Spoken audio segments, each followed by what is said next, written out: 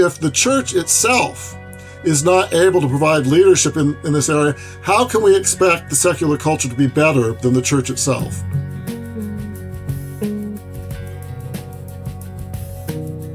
This will come as a shock to you. A lot of Christians today have been taken completely captive to ideas that undermine the very faith that they profess. And I'm talking about the influence of secular academia, but also things that are happening increasingly in churches where we're thinking that we can somehow reshape morality because we're so smart, we're so intelligent. We can ignore the Bible's authority. We can ignore who Jesus really was as Son of God. Well, this erosion is causing a drift. And we wonder how Christian believers can stand firm in the truth in times like this. This is going to be an interesting conversation. We're going to explore the dangers of the Stockholm Syndrome Christianity. And we'll explain what that means as we go, if that cultural reference escapes you. But there is hope from Scripture. There is a hope for a renewal, even in times like these. My guest today is Dr. John West. John is Vice President of the Discovery Institute, co-founder of its Center for Science and Culture. I love the work of the Discovery Institute, and I'm happy to be able to introduce you to it. He's a former political science professor, and his work explores the influence of science and scientism on culture and policy. He's authored or edited 13 books and a number of different documentaries on science, religion, and politics. His PhD is from Claremont Graduate School at Claremont University, and he has been featured in major media outlets. He's earned multiple fellowships and academic honors throughout his career. Let's welcome John West to the Truth Changes Everything podcast. John West, welcome to the Truth Changes Everything podcast. Jeff, thanks for having me. I love Discovery Institute. I mentioned that in the intro. I love the work that you're doing. I think it's fantastic, and people should check that out. But this book that you've recently written is kind of a shot across the bow at some of the things that the Christian community should be aware of and be discerning about, and they simply aren't. And you call it Stockholm Syndrome Christianity, which for people who are if your cultural memory goes back to the 1970s, will make sense. If you're 25 or under, you're like, well, okay, so what is this about Stockholm? What help me make sense of this? So explain that term real quick, and then we will get into what's actually happening in the church that we need to be aware of. Sure, thanks. So Stockholm Syndrome goes back to an infamous bank robbery in Stockholm, Sweden, so hence Stockholm Syndrome, where some people were held hostage. Bank tellers and things were held hostage by a couple of criminals, bank robbers. And, that's happened before. But what was really strange is that after several days into it, the people who were held hostage began to identify with their hostage takers and their captors. So much so that by the end, when they were let out, they were saying really nice things about the people who held them hostage. Like, oh, these were nice young men. And they were actually sort of hostile towards the police. And so from this, a psychologist came up with this idea of Stockholm Syndrome, where sometimes people in an abusive or captive situation end up identifying with their captors or with their abusers. It doesn't always happen. And I should say in psychology, this is quite controversial, but I used it in this book because I thought it explained things that I was seeing in the Christian community. I think it's a great term for that. And I think everybody can relate to that. There are a lot of people who've suffered abuse, who continue to put up with it and even sympathize with the person who is abusing them. Yeah. And you're applying this to the crazy bad theology and political ideology and acceptance of evolutionary dogma and so forth in the church that's kind of a wrecking ball to biblical truth right now, because Christians seem to, we want to win their favor so much so that we end up actually granting everything to them and sympathizing with the very people whose goal is to destroy everything we believe. Is that a fair way to state the...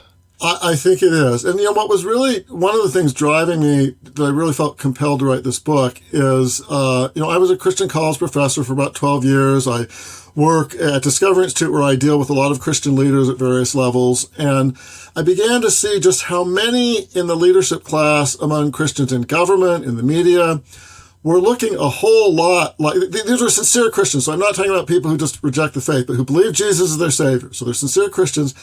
But nonetheless, in the way they viewed things and the way they were actually acting on a variety of issues, they were looking a whole lot more like the world than what their Christian faith should suggest. And so I began to realize that, we often point fingers at atheists and agnostics and these secularists who are doing all these bad things, and I think that's true.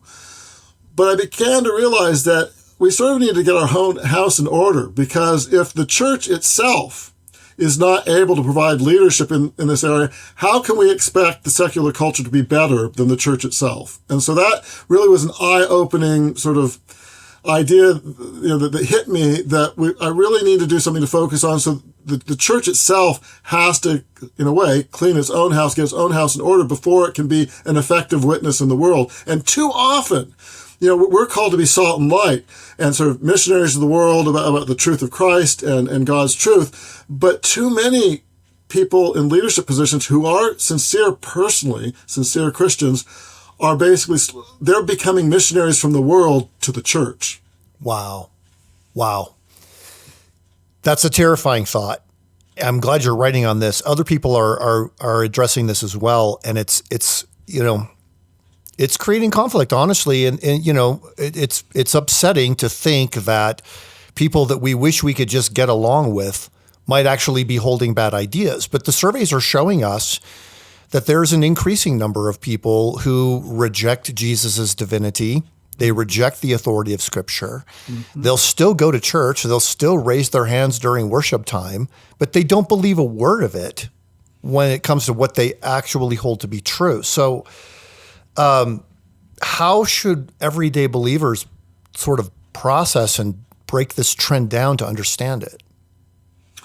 Yeah, well, in my book, I start the very first chapter is about biblical authority. And I'm glad you mentioned that, because I actually think that a lot of the things that we're seeing flows out of not accepting the Bible as authoritative. And so if you get that wrong, the downstream consequences flow into everything else. And I do think there are a lot of Christians concerned about, say, or abortion or wokeness on this, and all that's right. But sometimes they get it so enmeshed in current politics that they don't see that the deeper issue is the Bible's authority. And, is it true? And is what God said true?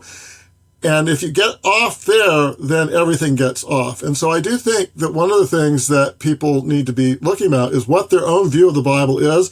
If they're a pastor, who are they relying on, the people that they're looking to? Because,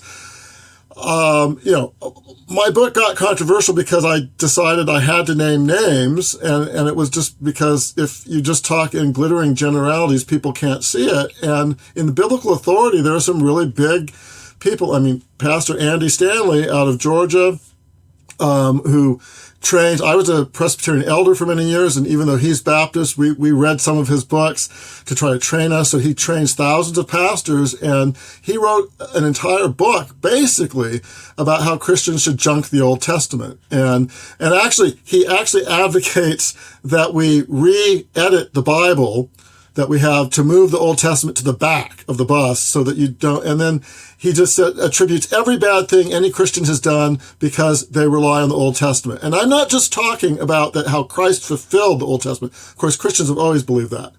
No, he goes a lot further than that, and in basically dissing the Old Testament and saying, Christians should give up that. And some of his more controversial statements is, thou shalt not follow the Ten Commandments. Well, now, to be fair, he's not actually advocating you should commit adultery or other things, but he's saying that the Old Testament should have no authority over you.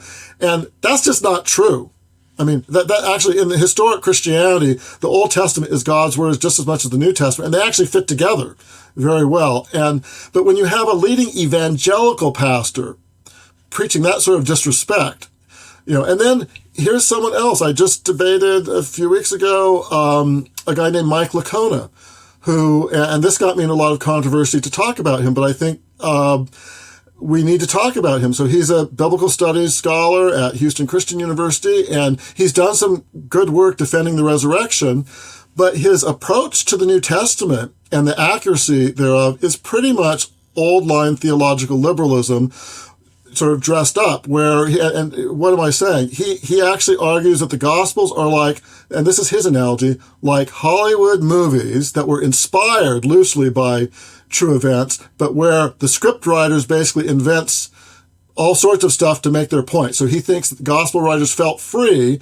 to invent new situations, new sayings of Jesus that didn't take place in history, entirely new events, in order to make their spiritual points. That's the view of theological liberalism out of the 19th century. But because it's dressed up by someone who personally is an evangelical Christian, it's spreading. And that is what is being taught to a lot of evangelicals going through seminaries now.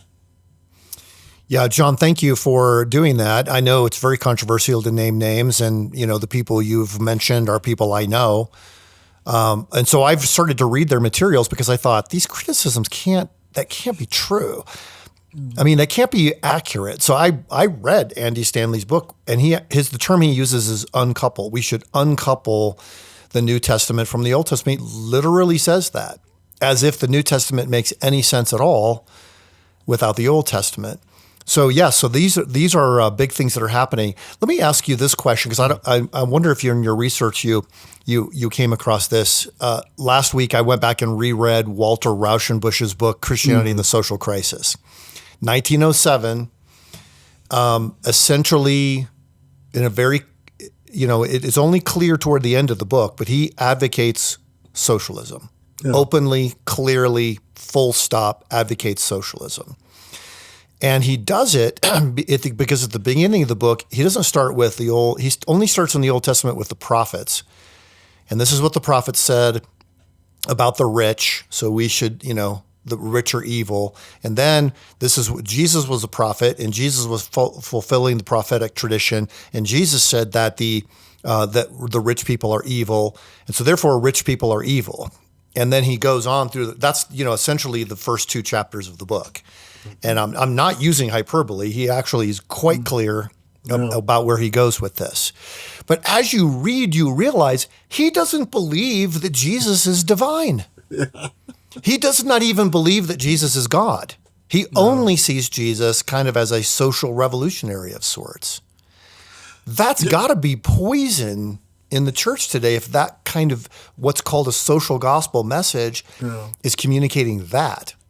Yeah, I have read Rauschenbusch. It's been years, but you're exactly right. I mean, he's representative of a lot of thinkers in the end of the 19th, early 20th century who liked Jesus basically as their socialist revolutionary. And they basically fused a really Christless Christianity with their socialism. And that, sometimes people call it the social gospel, but to be honest, there were lots of terrible things happening to people at the end of the 19th century, and especially people in poverty. And so I can sympathize with that. But there was another approach by gospel-oriented evangelicals that actually is typified by the Salvation Army, among others, to actually help the poor. So this is one of the big frustrations I have in the teaching of American history, is that people look at the social gospel as that those were the only semi-Christians, I mean, like, as you point out, in a way, not really Christians, but who were involved with the poor, and that's just absolutely false.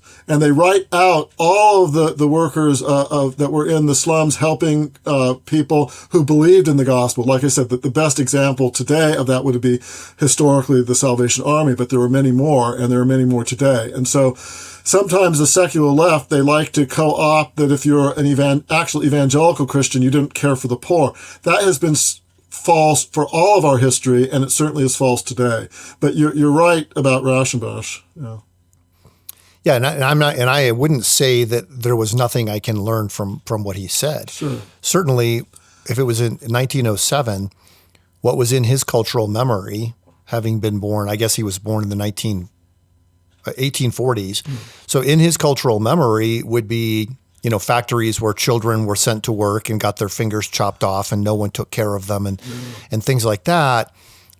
We live in a very, very different world now, but it's just interesting how even though we live in a different world, the socialism he advocated seems to be coming back around. And that focus on what they call structural evils and structural sins and not individual accountability is something that actually is, I do write about a bit in my chapter on race and class and poverty, because it does impact evangelicals today, even though they may not think about that. And say, even a figure like, which I write about in my book, Tim Keller, whom I respected and who did, I think, a lot of good things, but his book, Generous Justice on Poverty, part of the biblical exegesis was good, but when he veered over into public policy, it was, the only reason that we're basically capitalism bad, yuck, non-capitalism good, and it's these structural evils, by which he meant these evil capitalist corporations. Now, again, corporations and the people who work in them are made with humans. They're sinful, so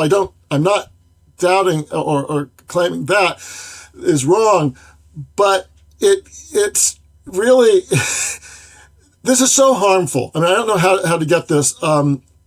Too many evangelical Christians have bought into a lighter social gospel light where they actually think that the primary causes of poverty in the United States, and it's different around the world, but in the United States, the primary causes are these structural evils of these faceless corporations, and that if you just attack them by adopting leftist economic policies, somehow things would be great.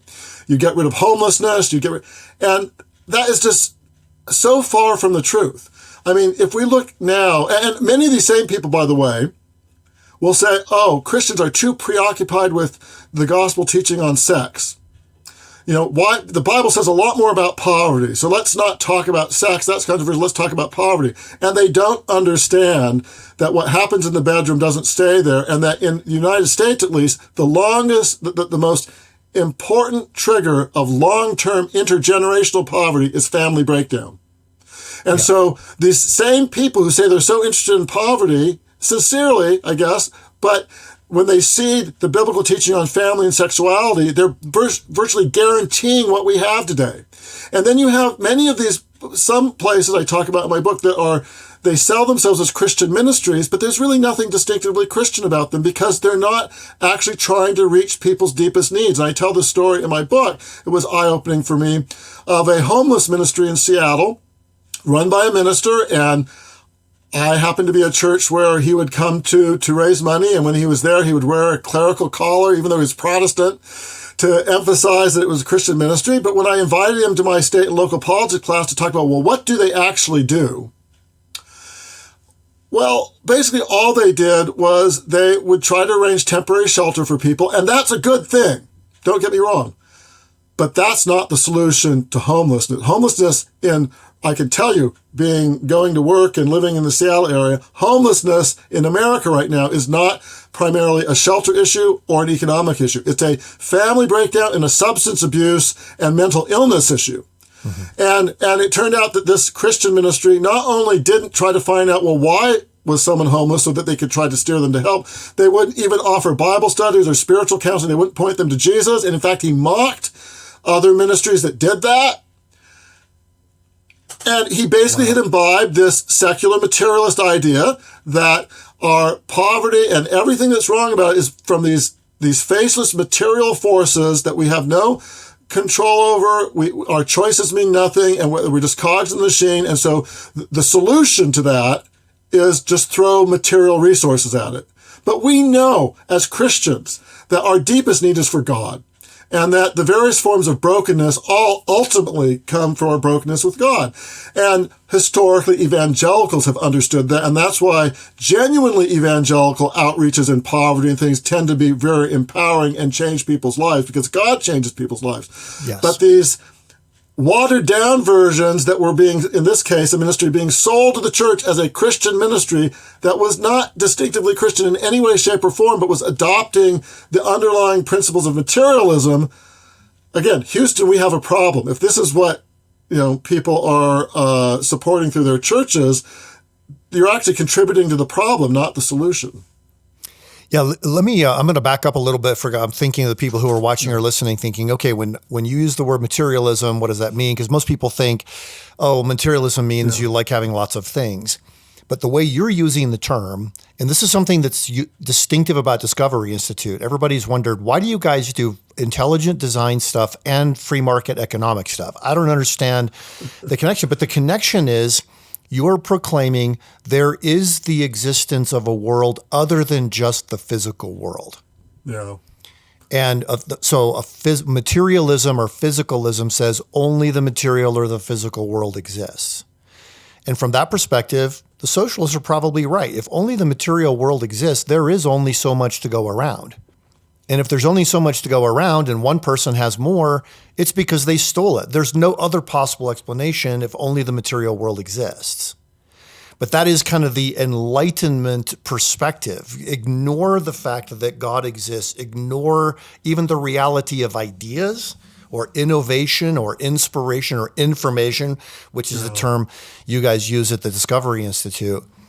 How are you seeing that the materialist view is as anti-God of a view as you can have. But you're seeing that even infiltrate into the church. And the example that you just gave of this homeless shelter is Exhibit A. Yeah, no, I think a lot of even evangelical Christians, in their assumptions, that they don't always know that, are acting as practical materialists. And I think in some evangelical anti-poverty efforts, that really is the case, because they don't actually think that people's deepest need, or they don't act like people's deepest need, is a relationship with Jesus.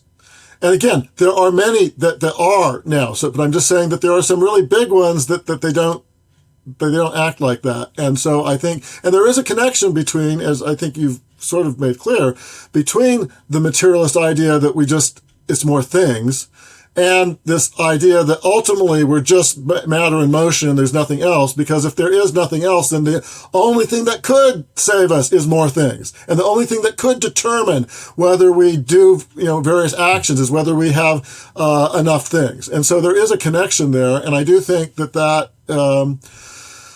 a lot of people do act like that, even among Christians. Yeah. Okay, well, this is really helpful. You talk about the slippery slope, and this is why I think this is really critical to get to. Yeah. People are like, well, it's not that big of a deal. It's just, work with that person or work with that idea. It's okay. They're not 100% wrong. They're just, 40% wrong. But you're saying you have to know what the truth is very clearly, or else you could actually put yourself in a situation where you're sliding down and there's no coming back. Yeah, I know a lot of people, especially those who are sliding down, try to deny that the slippery slope, everyone's claiming there's a slippery slope and there's no slippery slope. Well, I think sometimes that argument can be abused, but let me put it this way. If you're a Stockholm Syndrome Christian where you're operating assumptions that you're taking, the way you make your decisions are based on these secularist assumptions that really are not consistent with the Christian faith. And that's where you're getting your guidance. There is no, in principle, reason for you not to continue to go down that path. In other words, if you're making your decisions based on whatever the secular culture is preaching right now, as the secular culture goes down in the sewer, you're going to be dragged down along with it. And I do have a whole chapter on this where I give stories of people, because if you don't, people don't want to believe it, but you can just see it. And there was one actually pastor in the Seattle area, Ryan Meeks, who was written up in Time magazine a few years ago as this new breed of young evangelical pastor. Why? Because he was affirming of homosexuality and indicting his fellow evangelicals. I mean, they were still calling him an evangelical, for not doing gay weddings in their churches.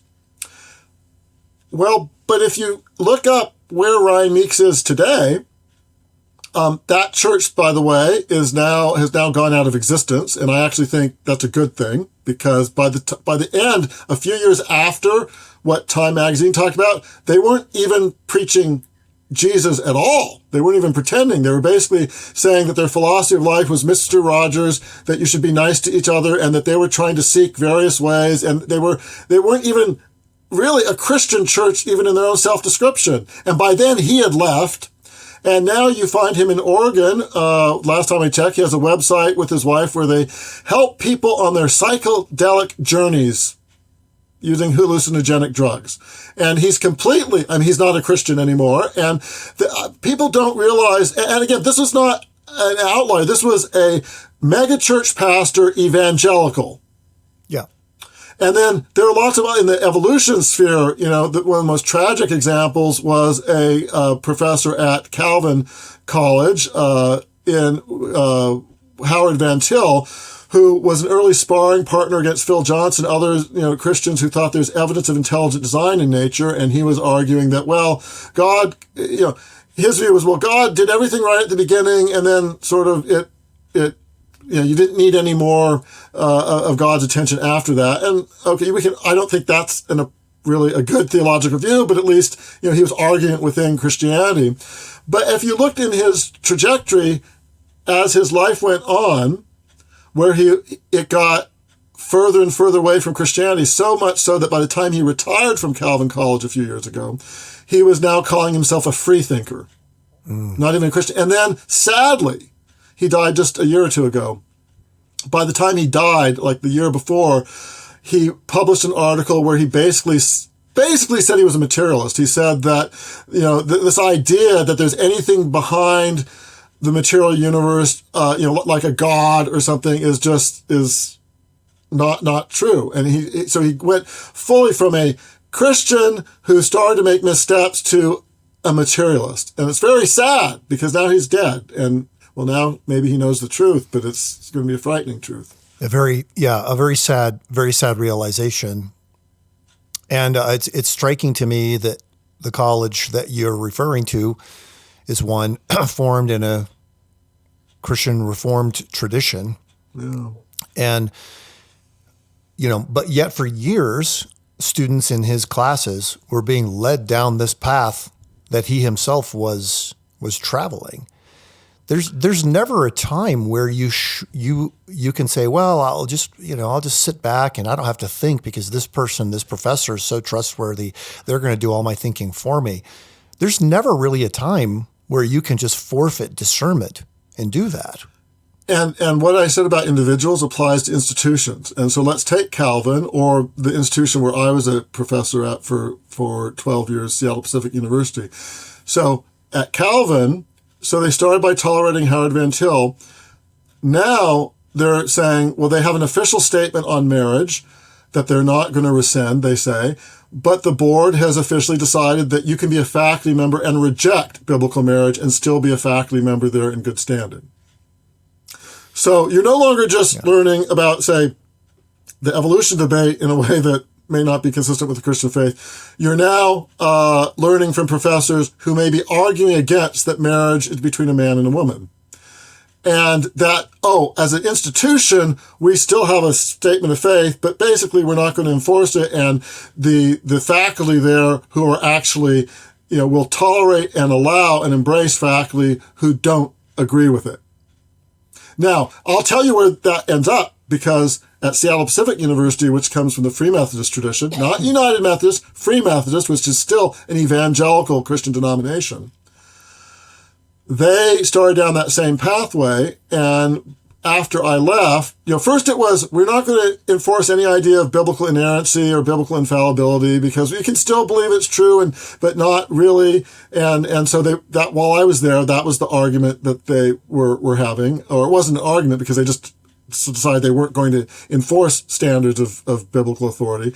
But, we could still believe that it's true in its spiritual teachings.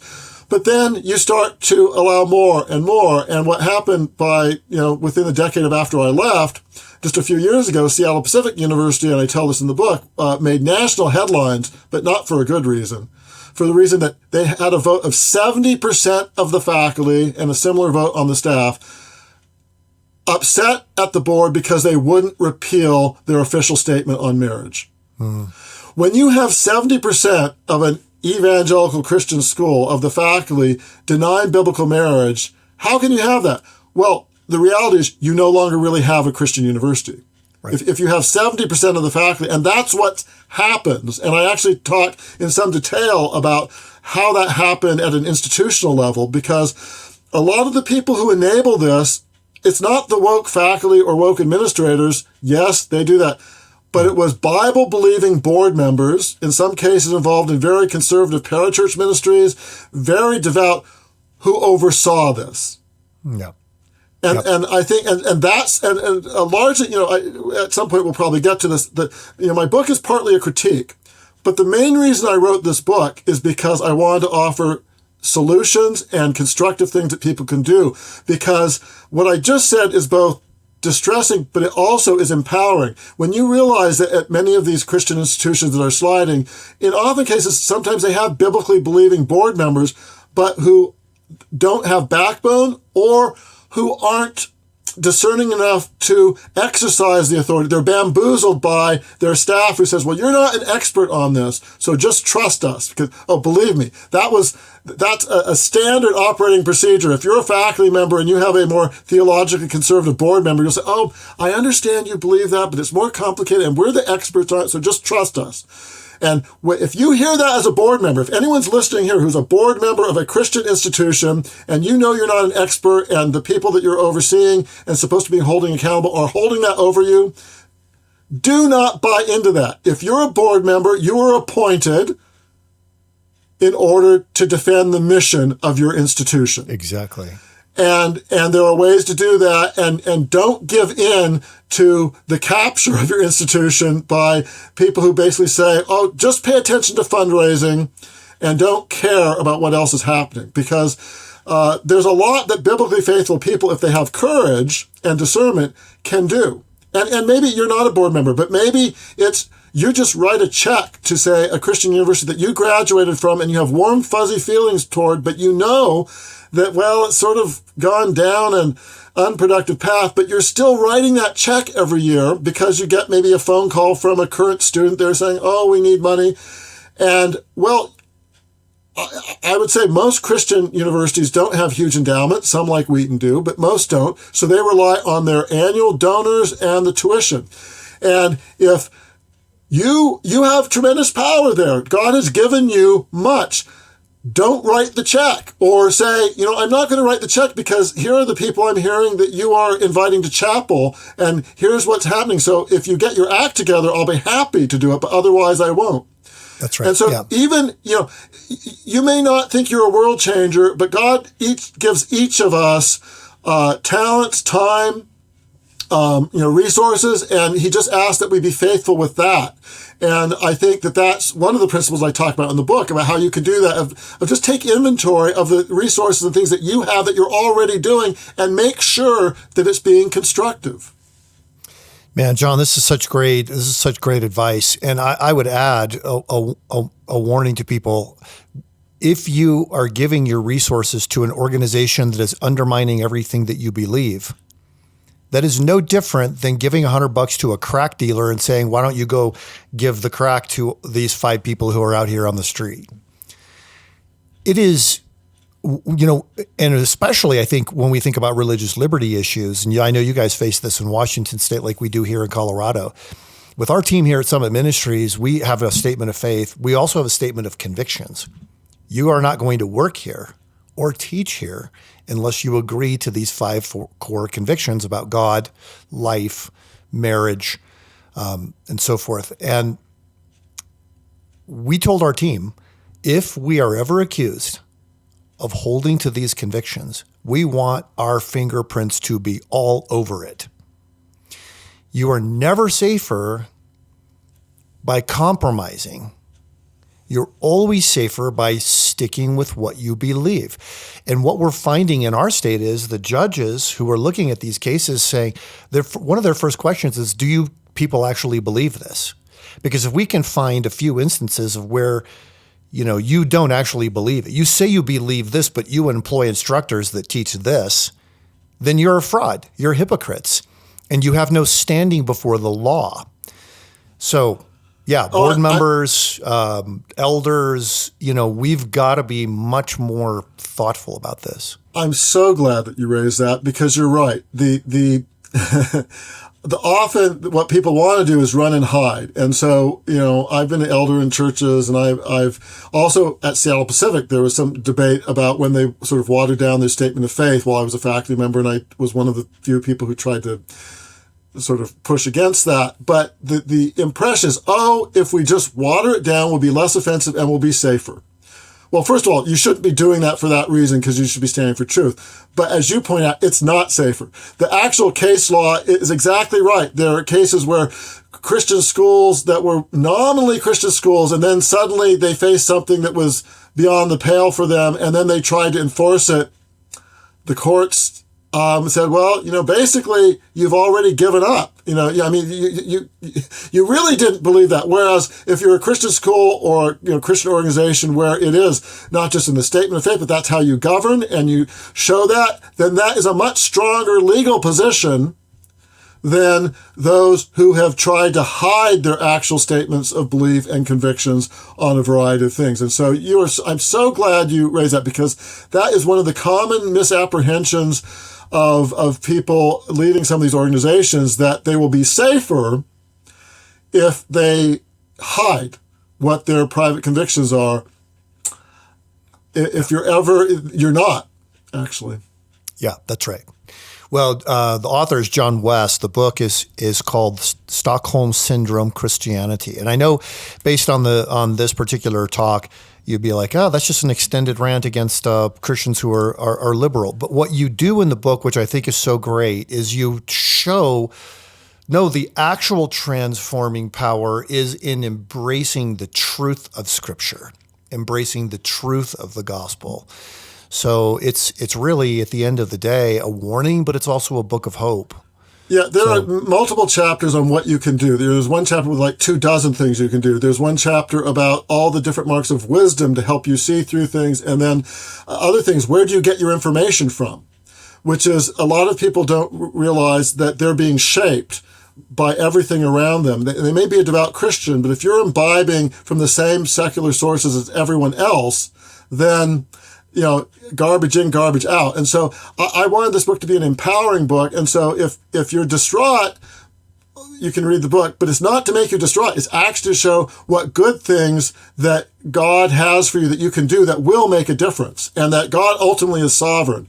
And so if you're interested in that and going beyond critique, hope you'll consider getting my book. But even if you don't, you could go to the book's website, StockholmSyndromeChristianity.com, where there are lots of free resources. And I want to say, just, Jeff, you said some nice things about Discovery Institute. I want to say some nice things about Summit. Summit is, part of my book actually describes, if you're a parent, who is really raising your kids. And of course, every Christian parent will say, well, I'm raising my kids. But I think we all need to do a self-analysis. Are we raising our kids, or is TikTok, is Instagram, is our cable, is Netflix? And a lot of Christians, even in conservative Christian circles, I've seen they don't recognize their kids by the time they reach middle school, because they've allowed them to imbibe the same things. And so take control of your parenting. And part of that are great groups like Summit. Our two kids are now in their 20s, went to Summit, and it was a very positive experience for them. And so I would encourage you, Summit is really necessary for discipleship, and ministries like Summit. So if you're a parent, and if you're watching this, you probably know that Summit is so good. But, this is something that more people need to know about, because if you're not intentional with your kids, they will be captured by the culture. But there are things you can do. So, yeah. Well, I think that's great, John. That's a great place to leave it, because we need to be discerning people, but we do not need to be cynical people. This is a paraphrase of Lewis, C.S. Lewis, but a hard heart is not a good substitute for a soft head. Yes. So we don't want to be soft-headed. We don't want to be hard-hearted. We want to be thoughtful, in hope, discerning people, recognizing that biblical truth really is the truth that changes everything. Man, thanks so much for coming on the show today. Thanks, Jeff, for having me. Thank you to my guest, John West, for coming on the show today. You can go to discoveryinstitute.com to find out about their resources, the things we talked about today, as well as information on intelligent design and even free market economics. It's fascinating stuff. This podcast is a resource of Summit Ministries. And at Summit, If you've watched this show before, you know our mission is to equip the rising generation and those who guide them to know God's truth and stand firm with a biblical worldview. So to learn more, find out how you can help the young adults in your life embrace God's truth, just visit summit.org. Thanks for listening. We'll see you next week.